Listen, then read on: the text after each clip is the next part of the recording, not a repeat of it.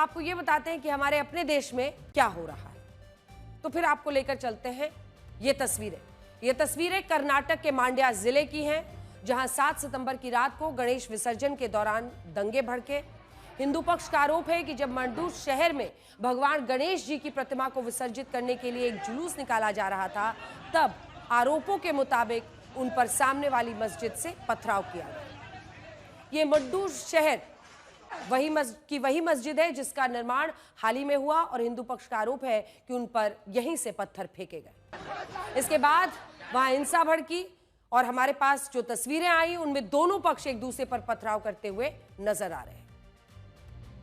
पत्थरबाजी की इस घटना के विरोध में आज हिंदू संगठनों ने भी विरोध प्रदर्शन किया और यहां भी आप इन तस्वीरों में देख सकते हैं कि एक प्रदर्शनकारी ने हरे झंडे को हटाकर भगवा झंडा वहां पर लगा दिया, जिससे इलाके में तनाव बढ़ गया।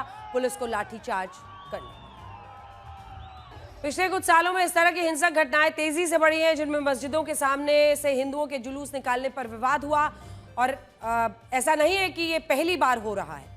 आजादी से पहले भी 1890 के दशक में गणेश विसर्जन की शोभा यात्राओं में अक्सर दोनों धर्मों के बीच कई बार दंगे तक हुए। बाद में स्थिति में यह हो गई कि अंग्रेजों ने हिंदुओं के धार्मिक जुलूस निकालने पर कई जगहों पर रोक लगा दी, जिससे धार्मिक तनाव बढ़ा। उस वक्त अंग्रेजों की मंशा हिंदू और मुसलमानों के बीच की खाई को और गहरा करना था, दोनों के बीच लड़ाई लगानी थी। लेकिन आजादी के बाद दोनों पक्षों ने इस बात को समझा।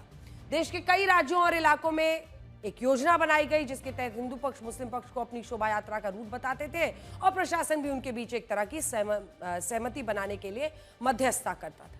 ये भाईचारे का एक ऐसा मॉडल था जिसने त्योहारों पर होने वाले दंगों को काफी हद तक कम किया। लेकिन अब लगता है कि समय के साथ लोग इस तरीके को भूल गए हैं, जिसके कारण ऐसी हिंसा हो रही है जो देश के सामाजिक सौहार्द को तोड़ती है। और अब भी शायद यही हो रहा है।